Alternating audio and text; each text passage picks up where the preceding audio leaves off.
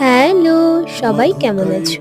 আজকে আমি তোমাদের সাথে একটা হলুদ পাঞ্জাবির ভিডিও শেয়ার করব। আজকে এই হলুদ পাঞ্জাবিটাতে আমি কাজ করেছি মেরুন কালার দিয়ে। মেরুন কালারটা আমি কিনে আনিনি, বানিয়ে নিয়েছি লাল আর কালো দিয়ে। কতটা লালের মধ্যে কতটা কালো মেশাতে হয়, কতটা কি মিডিয়াম মেশাতে হয়, সেটা আমি আগে একটা ভিডিওতে দেখিয়েছি। তোমরা গিয়ে দেখে নিতে পারো যদি ইন্টারেস্টেড থাকো। মিষ্টু অনেকবার কমেন্ট করেছিল একটা হলুদ কুর্তাতে এঁকে দেখাতে। মিষ্টু, তুমি যদি দেখে থাকো তাহলে জানিও তোমার এই ডিজাইনটা কেমন লাগলো।